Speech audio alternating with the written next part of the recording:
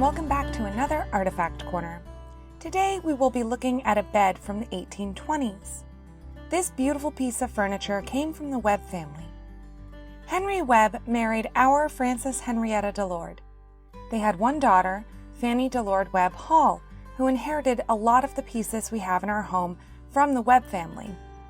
This bed is hand-turned, and the craftsmanship is superb. This bed is a rope-strung bed, meaning it does not have a box spring. A rope bed is a type of platform bed in which the sleeper and mattress is supported by a lattice of rope rather than wooden slats. The bed would then have a mattress or two placed on top. The ropes would need to be tightened regularly because they would stretch out. This is where the saying, "sleep tight," comes from, the tightening of the ropes on the rope-strung bed. Let's learn a bit more about the history of beds. Humans have been trying to find the best way to sleep for millennia. Lynn Wadley, an archaeologist at the University of the Witwatersrand in Johannesburg, South Africa, discovered 77,000-year-old bedding made from grass-like plants called sedges. These beds of sedges could be as much as a foot thick, but were on the ground, not raised in any way.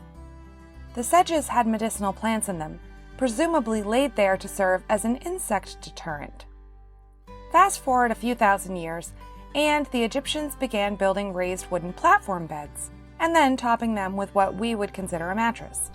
Around the same time, the peoples of ancient Scotland were making raised beds from stone, and created mattresses made from wool. Sometime between 3600 BCE to 1600 BCE, the Persians developed the first waterbed.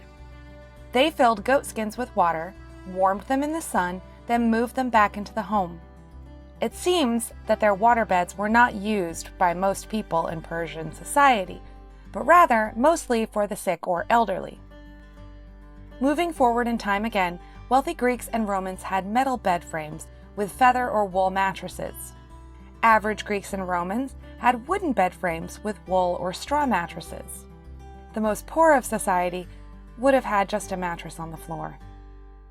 In the Middle Ages, the wealthy, again, had beautiful wooden platforms and mattresses stuffed with only the softest down feathers. Meanwhile, the average family would have a bed with a mattress likely filled with wool, but the entire family had to share it. During the Renaissance, not much changed, except if you were super wealthy, you now might have a room entirely dedicated to the bed, known as a bedroom.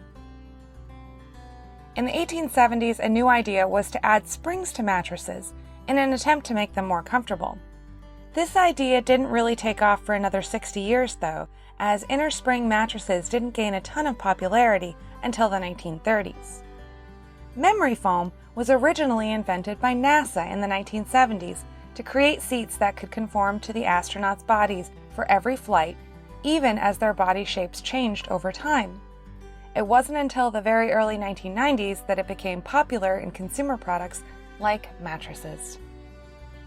I've slept on a rope-strung bed, and the only way I can explain the experience is like sleeping on an air mattress with a slow leak.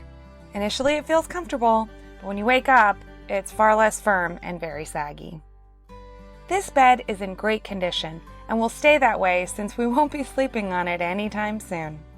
This is a beautiful piece of furniture and history, and we are so lucky to have it in our collections. Thanks so much for stopping by.